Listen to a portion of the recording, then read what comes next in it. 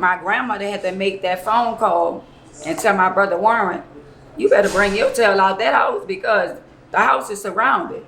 Warren wasn't coming out without a fight. Like, come in here and get me. Now, mind you, my brother is the one that broke out of Scotland in the other interview. The whole squad team out there, and they like, y'all gotta come in here and get me. When Warren got killed at the funeral, it was 15. But me and Warren was real close. Warren got close to 30 children. Close to 30 children. Warren got children all out here in Atlanta. See, the people on the outside, they don't know what I know. So, and I'm the one to say, that one is, that one not. At the funeral, when we go in the funeral, I see Harry and Darold and Spook. So I'm like, well, what y'all doing here? This is Ann Mays, and I'm rocking with Video Wayne.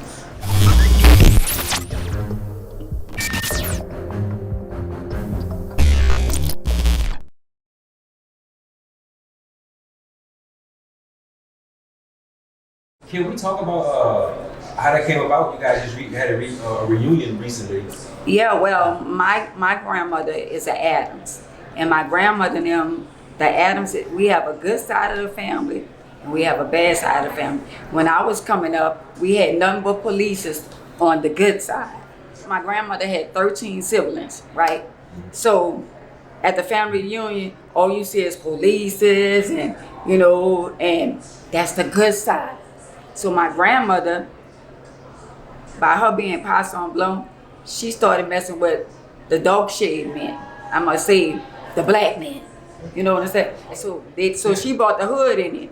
So my aunties and my grandma now was with the mobs. If you look at their picture, my grandma got diamonds and rubies, and all across her mouth, she got diamonds all across her mouth. My grandma was somebody that didn't play. See what I'm saying? If she had a card game, I done been at a card game with her, and one young lady called her the B word, and she said, call me one more B. And she put take the PM out up and sit it on the table, and everybody at the card game, ain't nobody, you could hear a pin drop.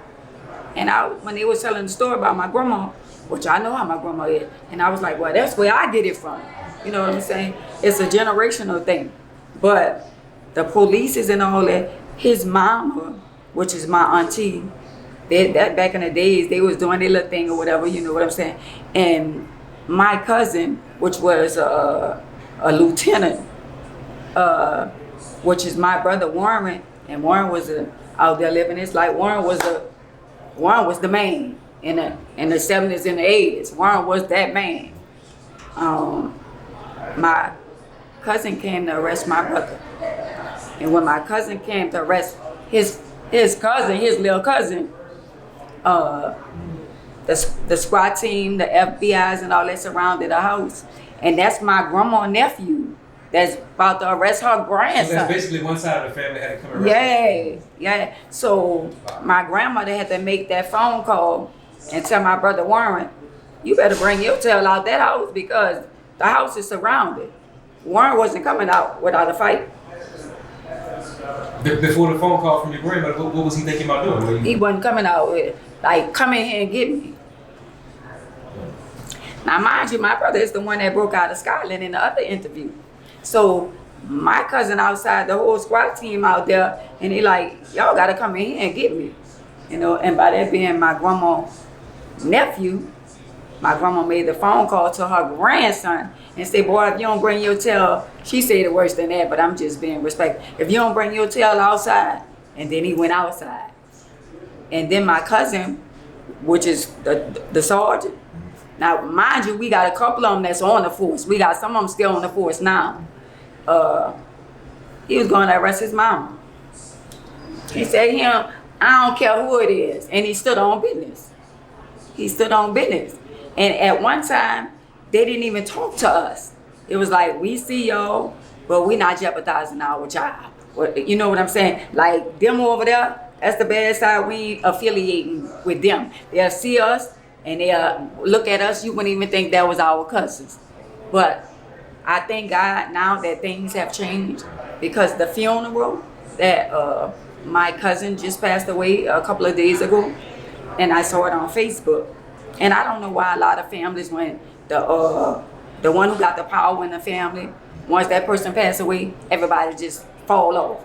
Everybody, nobody not close and all that. Yeah, everybody, nobody won't be around nobody. It's a good thing and it's a bad thing. Because what about the next generation of children that don't know their cousins, don't know their siblings and all that? What about them that might wind up having a baby with their sister, their brother, their cousin or something like that? See what I'm saying? So at the funeral, when we go in the funeral, I see Harry and Darold and Spook. So I'm like, well, what y'all doing here? And they say, we here for our cousin. I say, my cousin? So they was like, yeah, our cousin.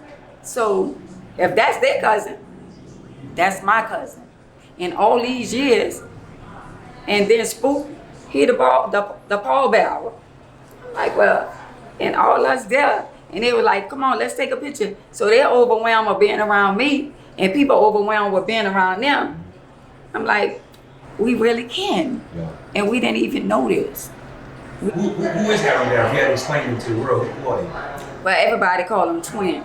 Harry and Darold. When you see him, you see his brother. So at one tall and one short. But at the end of the day, they like Siamese twins, because they real brothers. Everybody think they twins, but they really not twins. But every time you see them, they not all the time dress alike, but they gonna have on the same type of clothes. And they ain't never changed. They still the same. What part of New Orleans are they from?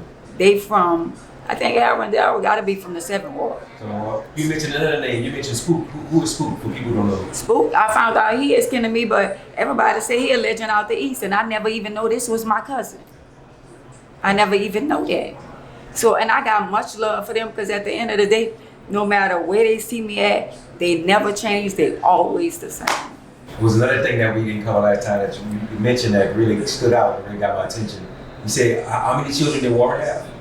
Warren had, when Warren got killed at the funeral, it was 15.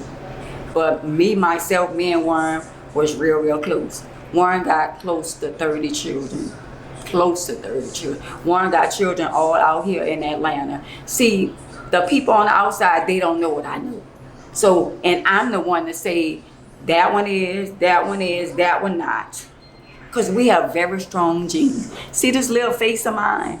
We have this little face. And if you look at Warren, you're looking at me. Me and Warren, we look like my dad and we look like my mom. We got a lot of my dad and a lot of my mom. But at the same time, I'm not the one to tell nobody that, oh, you're not my brother's child, but I can tell the ones that's really his and really not his children. But Warren got close to 30 children. Wow. And you said 15 for sure? I know for sure 15, and then after the funeral, then it's 17, 18, 19. Yeah, it's 20 something. You said all the boys are named Warren? Yeah, the majority of the boys is Warren. Wow. Yeah. He got a son that lives in, I got a nephew lives in Vegas. His name is Warren Mays. I got another son that's a DJ. He's a Warren Mays. Even the grandchildren is Warren Mays.